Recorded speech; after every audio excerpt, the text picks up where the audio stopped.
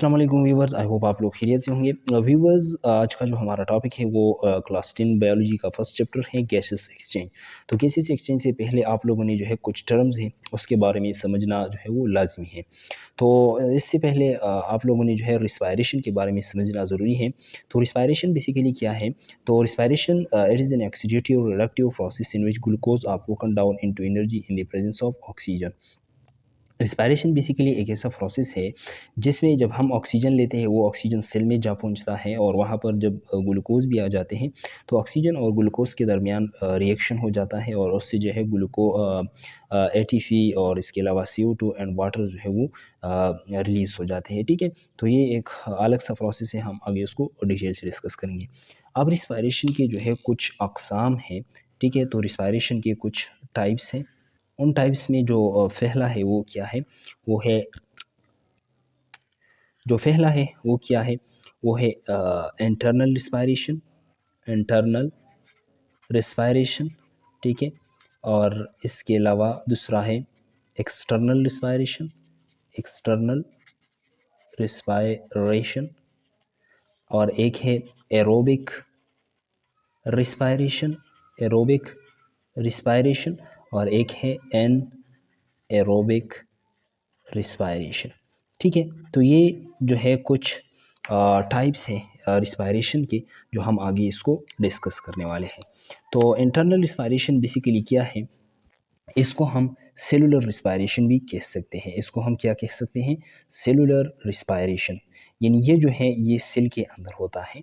ठीक है, occur inside the cell. Occur inside this cell, यानी सेल के अंदर जो रिस्पायरेशन होता है तो उसको हम इंटरनल रिस्पायरेशन कहते हैं। इसके अलावा एक्सटर्नल रिस्पायरेशन है। तो ये रिस्पायरेशन जो है basically respiration occur between blood and tissues. Blood and tissues. External respiration वो बेसिकली वो रिस्पायरेशन है जब ब्लड से टिश्यू को जो गैसेस एक्सचेंज होता है तो उसको हम फिर एक्सटर्नल रिस्पायरेशन कहेंगे। एरोबिक रिस्पायरेशन वो रिस्पायरेशन है, respiration occur in the presence of oxygen is called an aerobic respiration।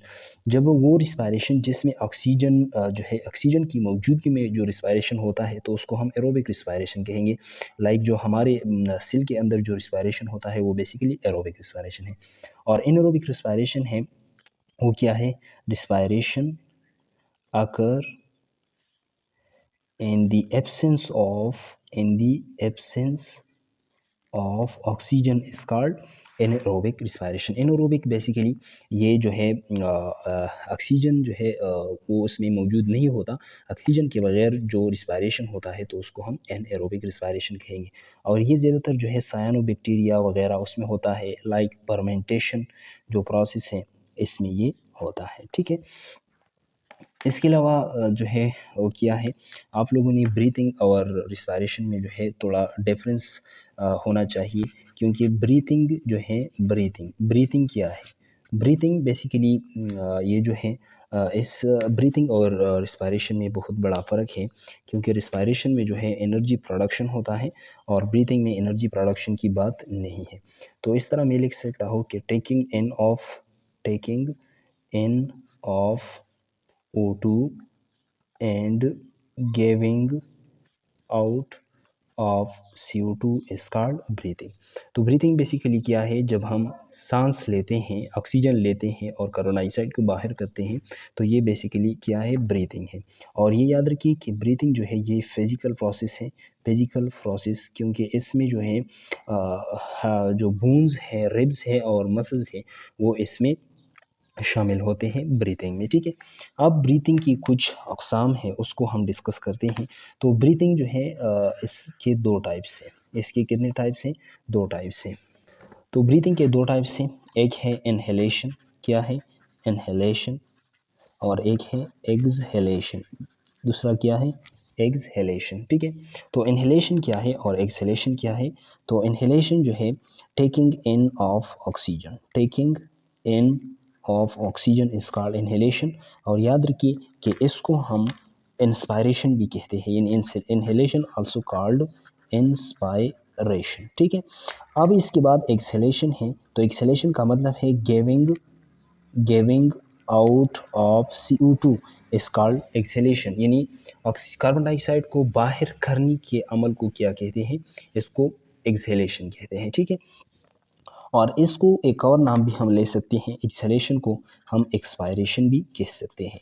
Expiration यानी एक्सहेलेशन और आल्सो कॉल्ड एक्सपायरेशन, ठीक है। तो ये बेसिकली 4 टर्म्स हैं जो ब्रीथिंग के लिए भी इस्तेमाल होते हैं।